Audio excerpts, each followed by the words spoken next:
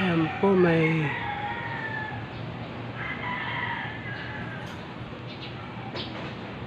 pwede na akong magsigang tsaka kalamansi juice.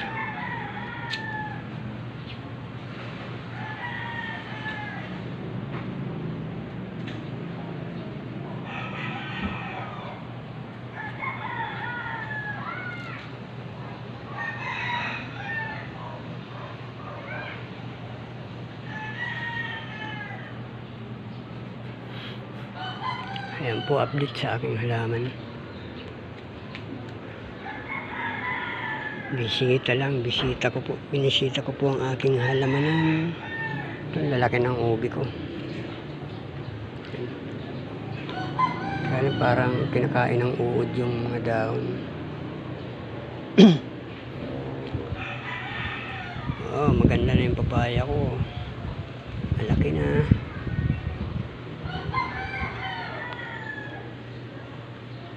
Pampabango sa sinaing, pandan. Ang aking atis ay wala pang bunga, hindi siya nabuuhan, puro bulaklak lang. Yung aking malunggay ay nagtumbahan siya gawa ng lakas ng ulan.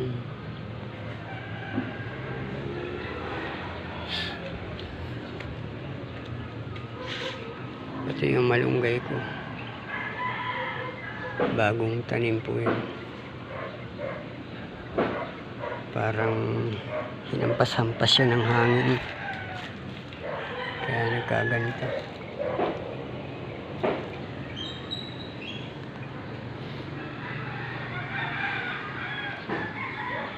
Ano kaya nangyari dito sa aking papayang to? Pumangit yung kanyang dahon. Bakit kaya?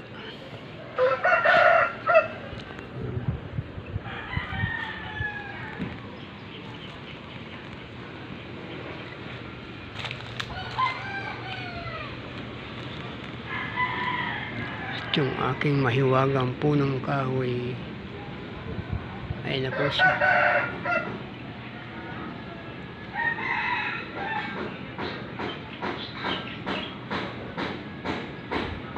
Pag bulaklak pa siya, malaki siya.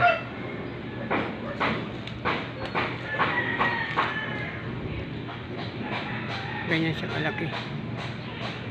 Tapos pag nawawala yung bulaklak na ganito, lumiliit sila.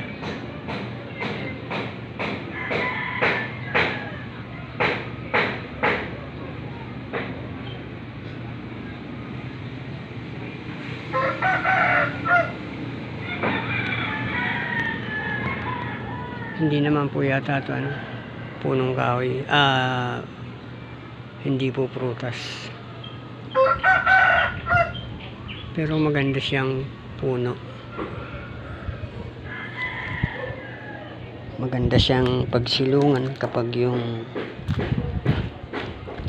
tag-araw, kasi lalaki ng mga dahon niya at ang kanyang mga bunga ay sa simula napakaganda, bilog na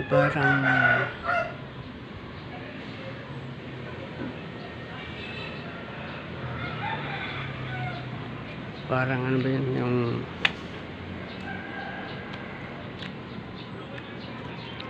yung prutas na rambutan. Ayun, kahawig siya ng rambutan. Kaya lang kulay niya pag nagbulaklak ay puti. Puti po. Ayan.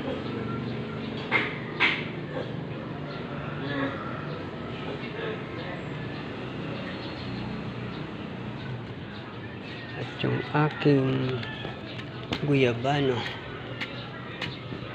Ayan.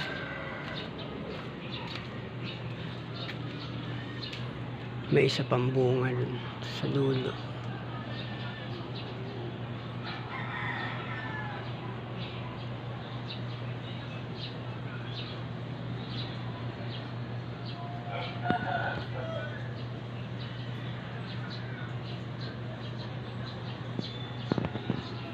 Bali, yung mga bunga niya po ay nakuha ko na, nahinog na at nakain na rin.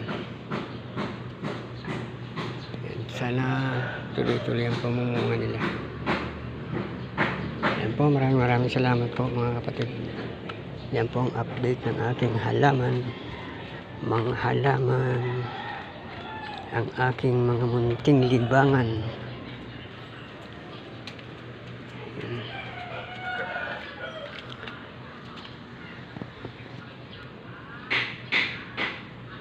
Maraming salamat po sa inyong pagsubaybay. Thank you po mga kapatid.